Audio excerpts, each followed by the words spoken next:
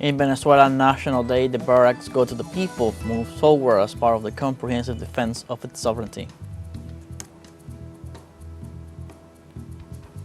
In Ecuador, the Constitutional Court put on hold a presidential decree regarding the National Constituent Assembly. And the Palestinian Center for the Defense of Prisoners denounced increased repression against Palestinians incarcerated in Israeli prisons.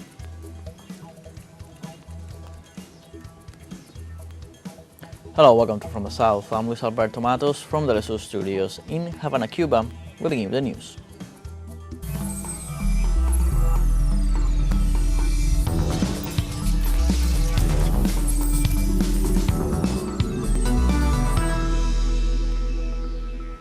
In Venezuela, the third edition of the International Telecommunications Fair, FTS, moves forward in Caracas. Let's go with our correspondent Ana Marrero for more.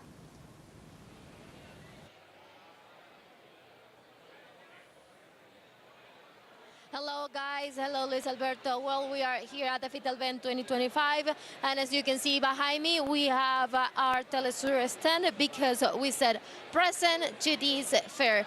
Well, we have a lot of things here because this is not just for the enterprises but also for the public, because this is how the Venezuelan government and the Venezuelan people say to the world that we are working for our economy, for our future, and not just as the people think abroad, and showing how the technology here in the country shows how to develop these sectors are, because we have telecommunications, we have optical fibers here too, we had robots, we have companies of robots. We had it yesterday with the interview of the owner of the robot Yun 3, because here we have a lot of diversity, and here we are our stand. We are saying president as a telecommunication place for the Venezuelan people and also for the world. But we're back to the studios and show you more things later. Thank you, Anna, for the latest report. We're going to continue to stay informed on everything happening in this third telecommunications fair. Let's continue with our news. In Venezuela, citizens take part in the National Day. The barracks go to the people in the framework of the integral defense of its sovereignty. During this Saturday, the Bolivarian National Armed Forces mobilized to the communal circuits as part of the preparation activities for the defense of the country. The uniformed people joined the call of the national government, who urged the population to mobilize in order to strengthen the civic-military union. The initiative arises from the deployment of U.S. military vessels in the Caribbean Sea under the pretext of fighting drug trafficking. Setting a milestone in the construction and consolidation of our doctrine, which grows, develops, and expands every day for the defense of our country. We are doing this because the homeland is at the core, and it deserves our attention, it deserves our love, it deserves our affection, and it deserves everything we can do to defend it, centimeter by centimeter. So, in popular military police union, we will prevail. The Venezuelan Defense Minister stated that through the deployment of the armed forces in communal circuits, the militia structure is being reorganized for national defense. Our Commander-in-Chief of the Armed Forces has told us, ordered us, and instructed us to go out, deep into the people, into the 5,336 communal circuits.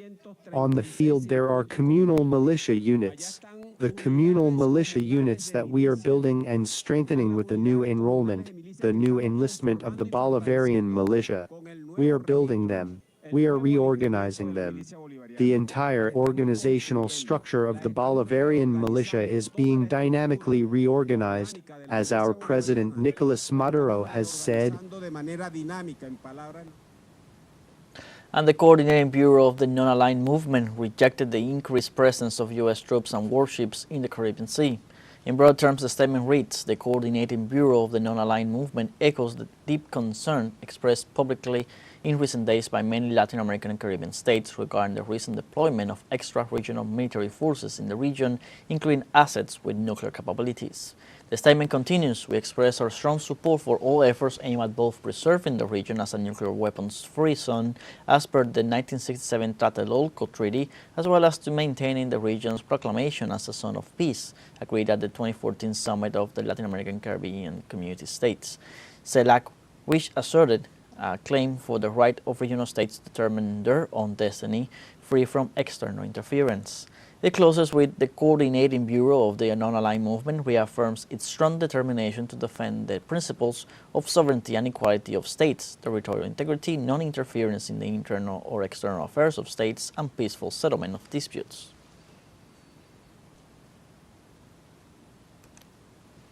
And polls revealed that 62% of U.S. citizens reject the use of military force for a possible invasion of Venezuela.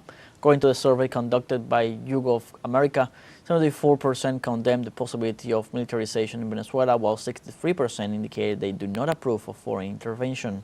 In addition, only 16% of citizens stated supporting the interventionist policies promoted by the Trump administration.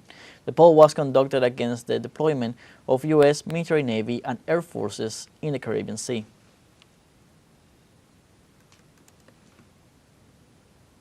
And in Puerto Rico, the Independence Party and the social organization Mothers Against War denounced this Friday that the U.S. government is militarizing the territory for a possible intervention in Venezuela.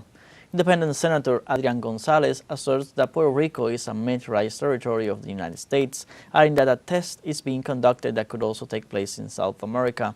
Similarly, on September 14th, Mothers Against War held a protest against the U.S. deployment, which was supported by the Independence Party. These statements come in the context of the U.S. military deployment in the Caribbean Sea, when an elite marine unit began amphibious maneuvers on Puerto Rican soil.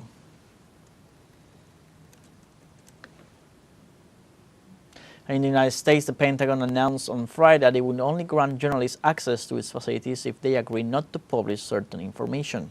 Pentagon spokesman Sean Parnell explained in an email to multiple newsrooms that reporters will be required to sign a pledge not to disclose information, even unclassified, that is not expressly authorized for release, under threat of the revocation of press credentials. The rule is said to take effect within 2 to 3 weeks and will apply to all media outlets covering the Department of Defense headquarters. This unprecedented measure gives the Pentagon broad control of the content released. What munitions we're sending where to help the President and the Secretary of Defense make decisions. We now have a first break coming up. Remember, you can join us on TikTok at teleSUR English. We will find news in different formats, news updates, and much more. We'll be right back. Stay with us.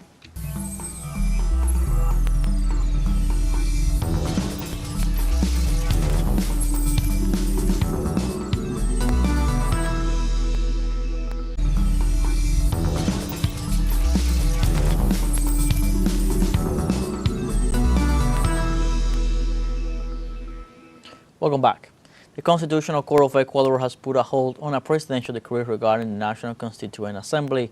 According to the court, at least 5 lawsuits were filed against President Daniel Noboa's decision to call a referendum to establish a Constituent Assembly.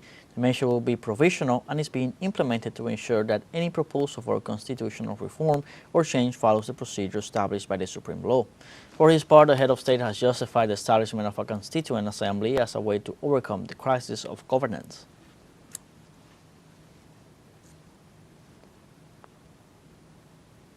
The Confederation of Indigenous Nationalities of Ecuador, CONAI, denounced the freezing of its leaders' and organizations' bank accounts in the context of the national strike call for the repeal of Decree 126. This decree eliminated the diesel subsidy and raised its price by 56%. According to the official statement, the banks justified the measure as a response to state orders, which CONAI interprets as an act of intimidation and criminalization of social protest. The organization, in a statement issued after an extraordinary assembly, announced an immediate and indefinite national strike. The organization responds to the economic impact of the rising diesel prices, making transportation, production, and food more expensive.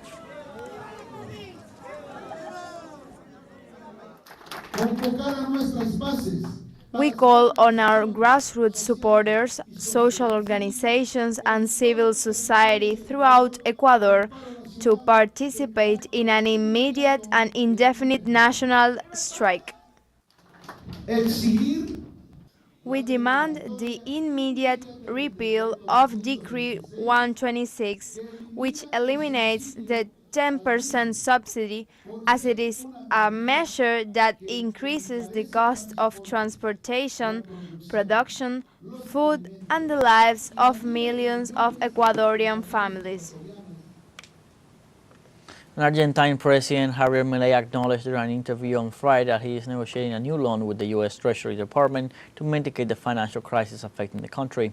The Central Bank of Argentina intervened in the official exchange market after disbursing $680 million on Friday and another $432 million in previous 2 days to keep the dollar exchange rate within the range agreed upon with the International Monetary Fund. This agreement, worth $20 billion, requires the organization to prevent the currency from exceeding the upper limit. The crisis is worsening, with the country risk at 1,515 basis points, an increase of 4.3% since August 26, 2024, reflecting difficulties in financing.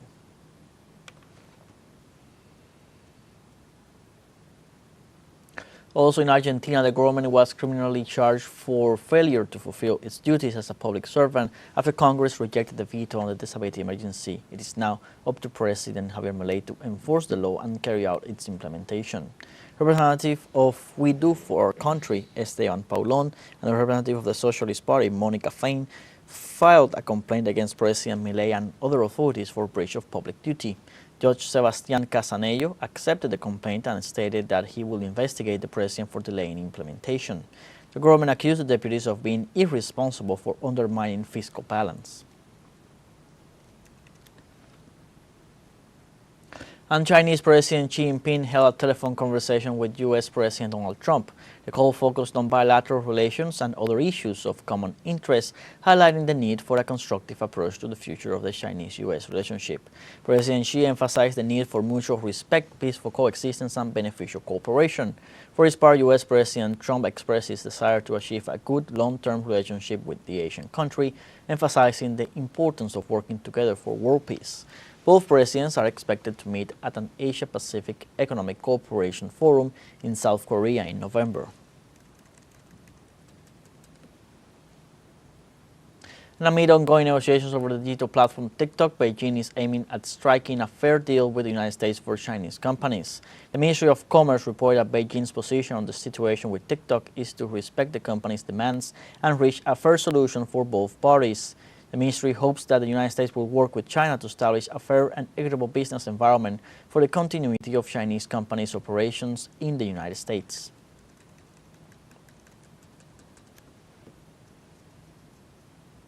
And several European countries reported a cyber attack that disrupted airport operations. Airports in London, Brussels, and Berlin suspended activities and canceled flights, while others reported severe delays as a result of the attack. The hack targeted a check-in and boarding service provider and affected the operation of automated air terminal systems. Authorities therefore recommend that users and airlines confirm their flights before showing up at the airports. And Serbia displayed its military power with a parade in the capital city, Belgrade. The event highlights the country's military defense capabilities. The parade was attended by the head of state, Alexander Vučić, and senior national and international political leaders, including the president of the United Arab Emirates. Teams from the national industry and from major powers around the world participated in the exhibition. This parade took place amid recent tensions in the region as the government seeks to strengthen its sovereignty and political stability. We have our second break coming up. Before we invite you to visit our Facebook page at teleSUR English, there you'll be able to watch our top stories, special live coverage, and much more. Follow our page and activate the notification button to stay up to date on the world's most recent events. If you found your break, don't go away.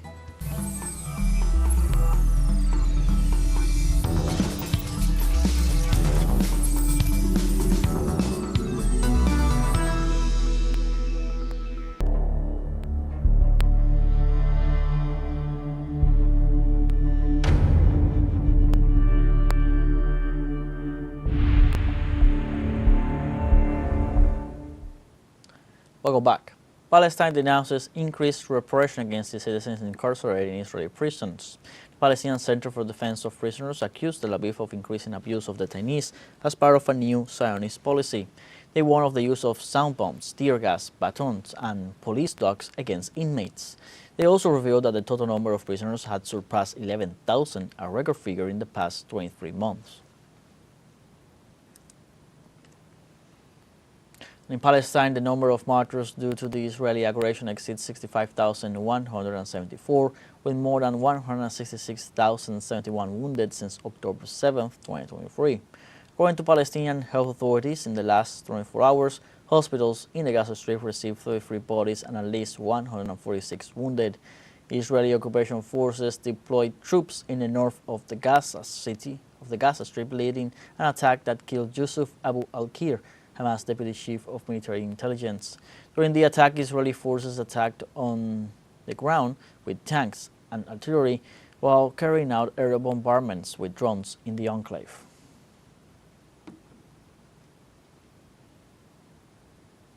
And as was reported, the U.S. Senate rejected both parties' bill to avoid a government shutdown by late September, while the Trump administration is proposing to increase military aid in the billions to Israel. Jorge Hostoso, our correspondent in the U.S., has all the details. Let's see. Thank you.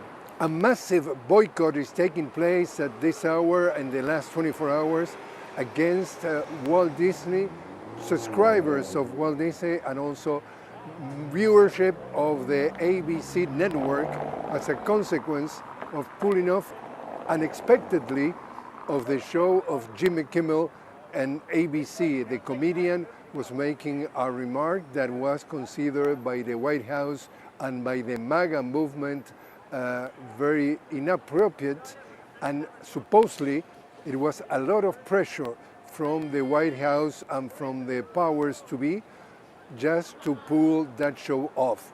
Immediately the reaction has been all over the place. President Trump doubled down his decision, and he said that even it could be necessary to revoke the licenses of those networks that broadcast that types of comments and that type of programs. And from the side of Jimmy Kimmel, legends in the comedian part of the US, such as David Letterman, Jay Leno, and Stephen Colbert, was giving full support to Jimmy Kimmel, which as of today has not been doing any statement. Officially, we have learned that he was meeting with his lawyers and with representatives of ABC. There were also word that they could be trying to see if we could go back to air, something that is being discussed. But the reality is, at the US level, freedom of expression and censorship are in the limelight of the country, and passes, you see that hours are going by and the subject is very much alive and kicking. We get back to you now.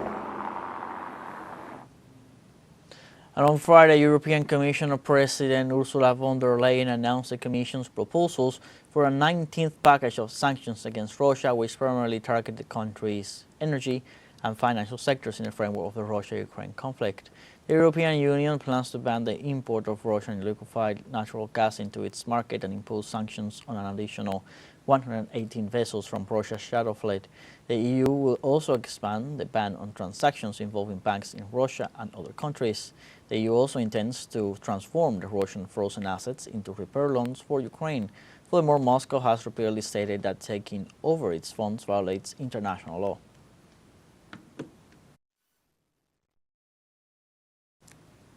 And on Friday night, a massive operation was carried out against Ukrainian military industries by Russian forces.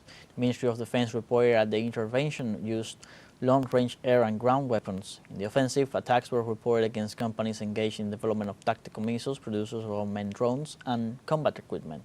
At the same time, Russian troops shot down 383 unmanned vehicles launched by Kiev against Russian territory.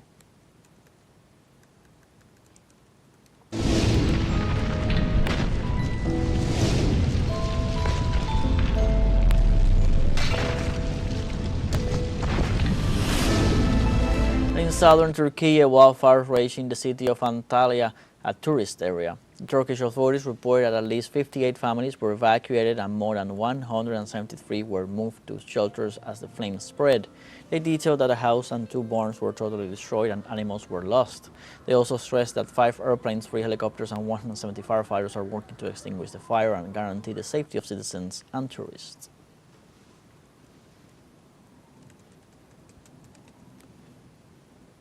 Well, like this, we have come to the end of this news brief. You can find these and many other stories on our website at telesurenglish.net. So join us on social media, Facebook, X, Instagram, Telegram, and TikTok. For TeleSUR English, I'm Luis Alberto Matos. Thank you for watching.